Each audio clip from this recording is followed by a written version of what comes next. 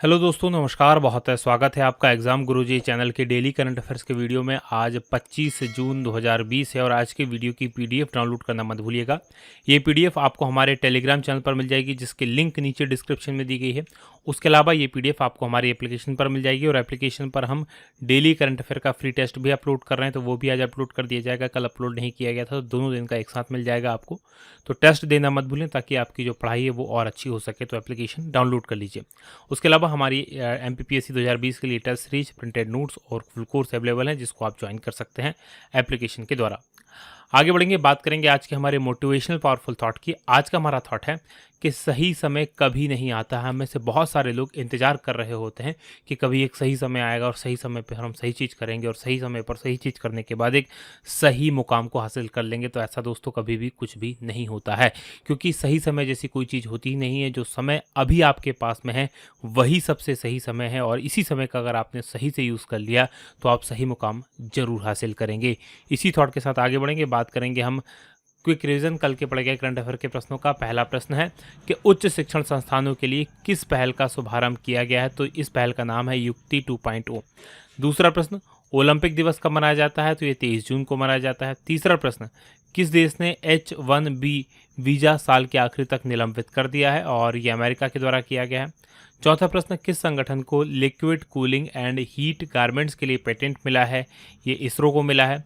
पांचवा प्रश्न, किस बैंक ने स्वास्थ्य कार्ड लॉन्च करने के लिए अफोर्ड प्लान के साथ समझौता किया है, तो ये यस बैंक के द्वारा समझौता किया गया है। छठवां प्रश्न, किस WWE रेसलर ने संन्यास का ऐलान किया है, तो ये अंडरटेकर हैं। और सातवां प्रश्न, किस लेखक ने अपनी नई किताब लीजेंड ऑफ सुहेल देव को लॉन्च किया है, तो ये अमीश त्रिपाठी की किताब है। और आठवां प्रश्न है कि किस देश ने 2020 में हज यात्रा में शामिल तीर्थयात्रियों के शामिल होने पर प्रतिबंध लगा दिया है, और ये लगाया गया है सऊदी अरब के द्वारा। ये तो थे हमारे कल के पढ़े के करंट अफेयर के प्रश्नों का क्विक रिवीजन। आगे बढ़ेंगे, आज के प्रश्नों की बात करेंगे। और आज के करंट अफेयर का पहला प्रश्न कि उत्तर प्रदेश ने के किस हवाई अड्डे को अंतर्राष्ट्रीय हवाई अड्डे के रूप में घोषित किया गया है। केंद्रीय मंत्रिमंडल के द्वारा ये मंजूरी दी गई है, और इस हवाई अड्डे का नाम है कुशीनगर, यानी कि बी ऑप्शन प्रश्न का सही उत्तर है। डिटेल लिख लीजिए क्या है। तो मंत्रिमंडल के काफ़ी सारे निर्णय हुए, उनकी बात करेंगे। पहला निर्णय जो था वो आत्मनिर्भर भारत अभियान प्रोत्साहन पैकेज।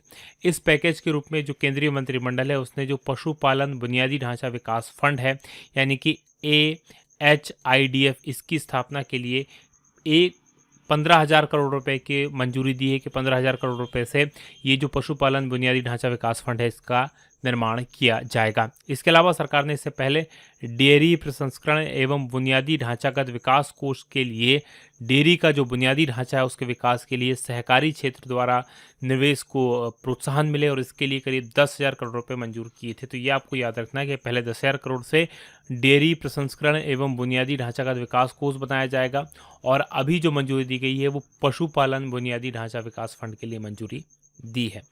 अब दूसरा जो निर्णय किया है मंत्रिमंडल के द्वारा कि वो उत्तर प्रदेश के जो कुशीनगर हवाई अड्डा है उसको अंतर्राष्ट्रीय हवाई अड्डे के रूप में घोषित किया गया है।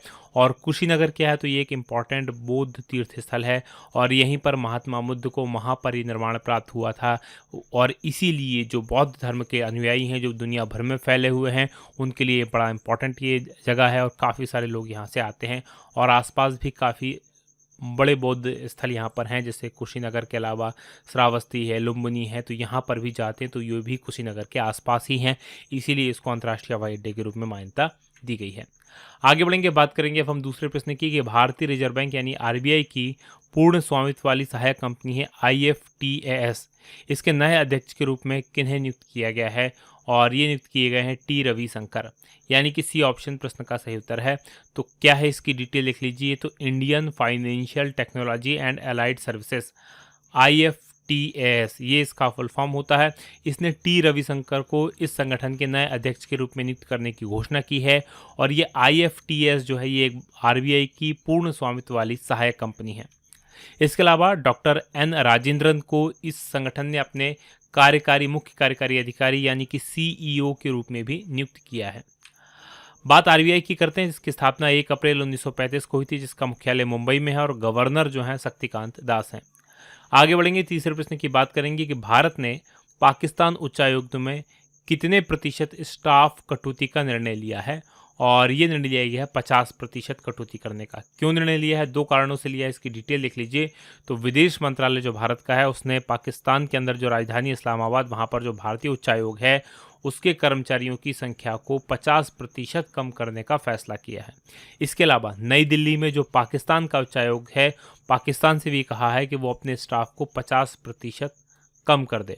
ऐसा इसलिए कहा गया है क्योंकि भारतीय उच्चायोग जो कि इस्लामाबाद है, उसके 2 कर्मचारियों को वहाँ की एजेंसीज़ ने बंदूक की नोक पर उनका अपहरण किया और पाकिस्तानी अधिकारियों द्वारा उनके साथ बहुत बर्बर व्यवहार किया गया। हालांकि वो लोग वापस इंडिया आ चुके हैं, दोनों अधिकारी। इसके अलावा पाकिस्तान उच्चायोग के 2 कर्मचारी जो थे, वो 31 मई 2020 को जासूसी करते हुए रंगे हाथों पकड़े गए थे और इसी कारण दोनों को जो है पाकिस्तान उच्चायोग कर्मचारी आतंकवादी संगठन के काम कर रहे थे, उनके लिए काम कर रहे थे, तो भारत ने उनको वापस पहुंचा दिया है। तो इन्हीं सब चीज़ों को ध्यान में रखते हुए ये निर्णय लिया गया है, आपको याद रखना है। बात पाकिस्तान की करते हैं। यहाँ की राजधानी इस्लामाबाद है, प्रधानमंत्री इमरान खान है और यहाँ की मुद्रा पाकिस्तानी रुपया है। चलिए मैप में मैं आपको पाकिस्तान लिए चलता हूँ। तो जैसा कि आप स्क्रीन पर देख पा रहे हैं, हमारा भारत और हमारे भारत से पाकिस्तान की सीमा लगी हुई है पूरी तरह से, क्योंकि भारत से अलग होकर पाकिस्तान बना था। तो जो पिंक कलर का देश आपको दिखाई दे रहा है, ये पाकिस्तान है और पाकिस्तान की राजधानी आप देखेंगे तो ये इस्लामाबाद है, जो कि पाकिस्तान की राजधानी है। इधर देखेंगे तो कश्मीर के पास में है ये। अब यहाँ पर एक और चीज़ आप ध्यान रखिएगा, ये वो हिस्सा है, ये ग्रे कलर का हिस्सा जो भारत का हिस्सा है लेकिन पाकिस्तान के कब्जे में है। ऊपर का क्षेत्र गिलगिट बाल्टिस्तान कहलाता है, जिसको भारत के नए नक्शे में लद्दाख यूनियन टेरिटरी के अंदर लद्दाख जिले में शामिल किया गया है, जबकि लेह जिले में शामिल किया गया, माफ़ कीजिएगा। और कारगिल जिला छोटा सा है, बाकी सब जितना अक्साई चीन वाला जो क्षेत्र है और ये पूरा गिलगिट बाल्टिस्तान वाला जो क्षेत्र है, इसको सभी को किस में शामिल कर दिया गया है? लद्दाख यूनियन टेरिटरी में। जबकि ये वाला जो हिस्सा है, इसको पाकिस्तान जो है आज़ाद कश्मीर कहता है और ये पाकिस्तान ऑक्यूपाइड कश्मीर है जो कश्मीर में शामिल है। याद रखिएगा। तो ये ग्रे कलर वाला हिस्सा भारत का हिस्सा है जो पाकिस्तान के कब्जे में है। आगे बढ़ेंगे, बात करेंगे अगले प्रश्न की। अगला प्रश्न आपके सामने चौथा है कि किन सहकारी बैंकों को भारतीय रिजर्व बैंक की देखरेख में लाने का फैसला किया गया है? और ये सहकारी बैंक सभी सहकारी बैंक हैं, यानी कि डी ऑप्शन प्रश्न का सही उत्तर है। यानी कि जितने भी ग्रामीण सहकारी बैंक हैं उनको भी और शहरी सहकारी बैंक हैं उनको भी, अर्ध सहकारी बैंकों जैसा कोई कॉन्सेप्ट नहीं होता। आगे इसकी डिटेल देख लीजिए क्या है। तो भारत सरकार ने सभी सहकारी बैंकों को आरबीआई की निगरानी में लाने के लिए एक अध्यादेश लाने की घोषणा कर दी है कि एक अध्यादेश लाया जाएगा जिसके द्वारा जितनी भी सहकारी बैंक हैं वो डायरेक्ट आरबीआई की निगरानी में आ जाएगी। इस निर्णय के बाद करीब 1482 जो सहकारी बैंक हैं, जो शहरी सहकारी बैंक हैं, और 5858 जो बहुराज्य सहकारी बैंक हैं, वो भारतीय रिजर्व बैंक की पर्यवेक्षी शक्ति के अंतर्गत आ जाएगी, यानी कि सीधे आरबीआई की निगरानी में आ जाएगी। इस फैसले से इन बैंकों में करीब 86 मिलियन से अधिक जमाकर्ताओं की 4.84 ट्रिलियन राशि को सुरक्षित करने का आश्वासन दिया गया है, ताकि उनकी राशि जो है सुरक्षित रहे।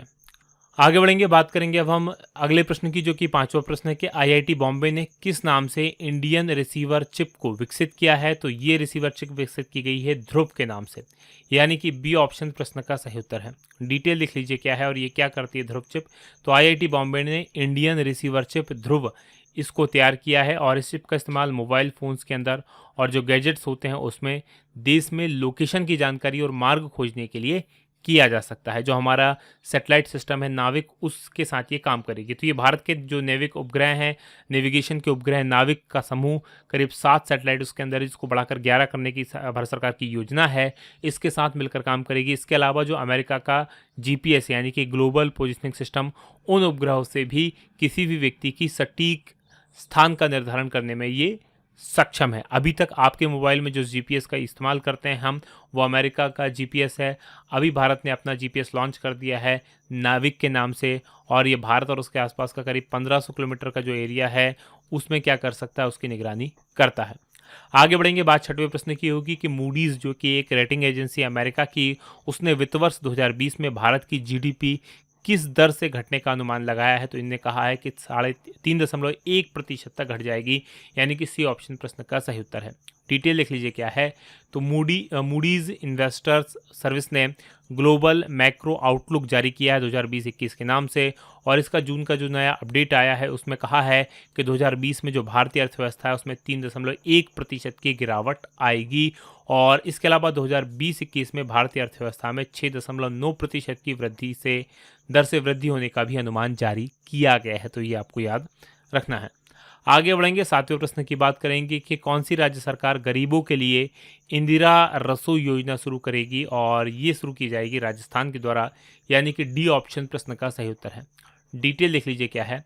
तो राजस्थान सरकार जल्द ही गरीबों के लिए इंदिरा रसोई योजना शुरू करने की योजना बना रही है, और इस योजना का लक्ष्य सुनिश्चित करना है कि राज्य में कोई भी भूखा ना सोए। कहने के लिए काफ़ी है, हालांकि लोग भूखे सोते हैं। इस योजना के अंतर्गत जरूरतमंदों को रियायती दरों पर शुद्ध और पौष्टिक भोजन रोजाना दिन में 2 बार प्रदान करने की योजना है, और सरकार इसके लिए जो करीब 100 करोड़ रुपए हर साल खर्च करेगी, ऐसा राजस्थान सरकार का कहना है। बात हम राजस्थान की करते हैं। मैप में देख लीजिए, भारत का क्षेत्रफल की दृष्टि से सबसे बड़ा राज्य है। जयपुर यहाँ की राजधानी, जिसको पिंक सिटी कहा जाता है, और अशोक गहलोत मुख्यमंत्री हैं। यहाँ पर कांग्रेस की सरकार है। राज्यपाल कलराज मिश्र हैं। लोकसभा की 25 सीटें हैं, राज्यसभा की 10 सीटें हैं, और विधानसभा की यहाँ पर 200 सीटें हैं। प्रमुख राष्ट्रीय उद्यानों की बात करें तो सरिस्का नेशनल पार्क है, माउंट आबू नेशनल पार्क है, डेजर्ट नेशनल पार्क है, केवलादेव नेशनल पार्क है, रणथंभौर नेशनल पार्क है, और मुकुंदा हिल्स नेशनल पार्क है। 8वें प्रश्न की बात करेंगे कि वसीम जाफर को किस राज्य क्रिकेट टीम के मुख्य कोच के रूप में नियुक्त किया गया है, और ये उत्तराखंड के मुख्य कोच बने हैं, यानी कि ए ऑप्शन प्रश्न का सही उत्तर है। डिटेल लिख लीजिए क्या है। तो पूर्व भारतीय सलामी बल्लेबाज वसीम जाफर, इनको उत्तराखंड क्रिकेट टीम के नए मुख्य कोच के रूप में नियुक्त किया गया है, और रणजी ट्रॉफी में सबसे अधिक रन बनाने वाले जाफर साहब जो हैं, इस साल मार्च में इन्होंने संन्यास लेने की घोषणा की थी, संन्यास ले लिया था। किसी भी टीम के साथ मुख्य कोच की भूमिका में ये उनका पहला स्पेल होगा, पहली पारी होगी। आगे देखते हैं ये कहाँ तक और जाते हैं। ये तो था आज का हमारा करंट अफेयर। अब बात करेंगे उत्तराखंड की। उत्तराखंड देखेंगे मैप में यहाँ पर है, इधर इसकी सीमा चाइना के साथ में, उधर इसकी सीमा नेपाल के साथ में लगती है। राजधानी यहाँ की देहरादून है, मुख्यमंत्री त्रिवेंद्र रावत है, और यहाँ की एक और ग्रीष्मकालीन राजधानी गेरशण को भी नियुक्त किया गया है। राज्यपाल बेबी रानी मौर्य हैं। लोकसभा की 5 सीटें हैं, राज्यसभा की 3 सीटें हैं, विधानसभा की 71 सीटें हैं। और प्रमुख नेशनल पार्क की बात करें तो जिम कॉर्बेट नेशनल पार्क है, जो कि भारत का पहला नेशनल पार्क भी है। Nanda Devi national park, Gangotri national park, फूलों की घाटी national park, Rajaji national park और गोविंद नेशनल पार्क यहाँ पर हैं। प्रमुख बांधों में टिहरी बांध जो कि भागीरथी नदी पर बना हुआ सुपर मोस्ट इंपॉर्टेंट है। अब बात करेंगे हम कल के सवाल की, जो मैंने आपसे कल प्रश्न पूछा था कि उच्च शिक्षण संस्थानों की भारत रैंकिंग 2020 में इंजीनियरिंग में कौन सा संस्थान पहले स्थान पर है। तो इंजीनियरिंग में इसमें जो पहले स्थान पर है वो IIT मद्रास है, यानी कि सी ऑप्शन सही है। अब बात करते हैं आज के प्रश्न की। आज का हमारा प्रश्न है कि QS वर्ल्ड यूनिवर्सिटी 2021 में की जो रैंकिंग जारी की गई है उसमें टॉप 500 यूनिवर्सिटीज़ में भारत के कितने विश्वविद्यालय शामिल हैं। तो कमेंट करके बताइएगा कि इसमें भारत के कितने विश्वविद्यालय शामिल हैं। और ये वीडियो आपको कैसा लगा ये बताना मत भूलिएगा। आज की बात करेंगे यहीं समाप्त। आप लोगों का बहुत बहुत धन्यवाद। जय हिंद, जय भारत।